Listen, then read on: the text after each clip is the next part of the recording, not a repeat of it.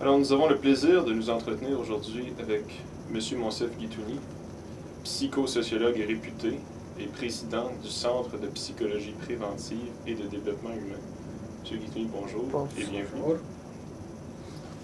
Nous savons qu'à travers vos nombreuses recherches et ouvrages, vous avez abordé plusieurs fois les questions touchant au développement et à l'évolution de l'être humain.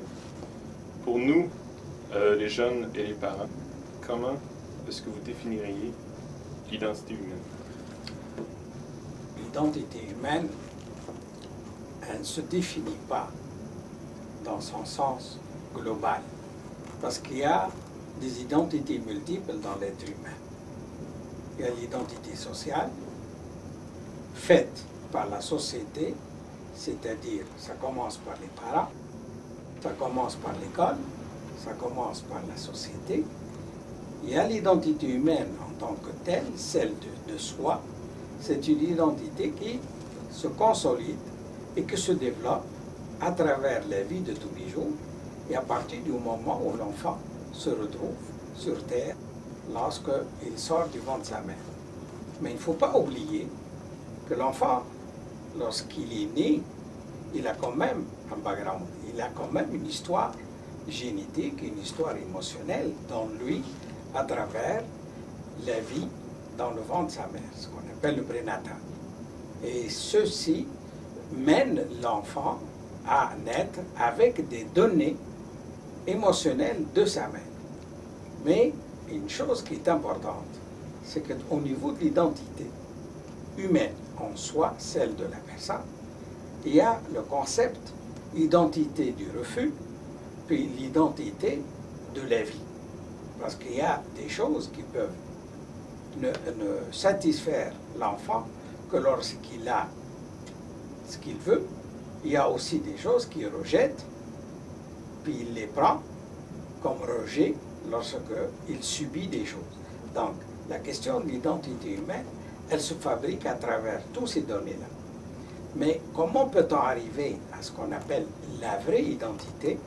C'est que lorsque le jeune sait ce qu'il veut, sait ce qu'il ne veut pas, sait comment atteindre ce qu'il veut, comment s'assumer, comment se développer, comment apprendre à faire la distinction entre ce qui est bon pour lui, ce qui n'est pas bon pour lui, et ne pas faire du mal autour de lui, et savoir comment vivre en société en tant qu'identité, sans être déformé par l'entourage ni l'environnement. Donc, est-ce qu'il y aurait une interaction entre l'identité et l'estime de soi? C'est sûr et certain que plus que l'estime de soi se développe, plus que l'identité humaine devient consolidée. Mais l'estime de soi, s'aimer, aimer soi, considérer sa personne, ne suffit pas pour l'identité humaine.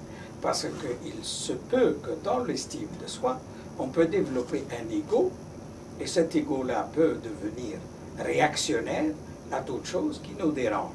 Parce que dans l'identité humaine, il faut savoir développer une force intérieure qui nous met à résister à la pression extérieure, qui nous met à vivre avec l'hostilité extérieure ou bien au désaccord avec les autres. Et en plus de ça, on développe la capacité de fonctionner par nous-mêmes sans avoir peur de la solitude, sans avoir peur du rejet, sans avoir peur de déplaire et sans avoir peur de vivre une vie dans laquelle les autres nous rejettent.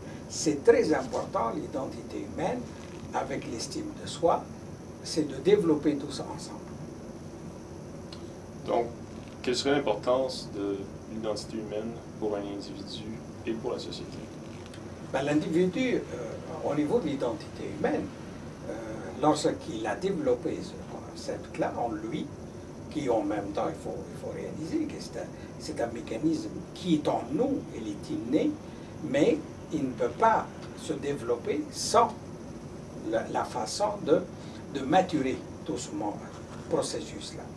Donc, au niveau de la personne, cette identité-là permet une maturité, permet une responsabilité, permet un engagement, permet une vie avec les autres sans avoir peur de vivre avec eux, permet à l'être humain de se sentir à la fois utile, mais en même temps respectueux de lui-même. Et son importance pour la société, c'est qu'elle crée au niveau de l'individu une société responsable, une société solidaire, une société qui peut se permettre de se développer, d'avancer et s'assumer. Donc ça, c'est pour une société comment dire, contemporaine. Maintenant, qu'en est-il d'une société qui serait mondialisée? Est-ce que l'identité humaine possède une place importante dans la formation de l'individu? Il faut comprendre que la mondialisation, c'est un concept économique et social, plus économique, mais ce n'est pas fait pour l'être humain, la mondialisation.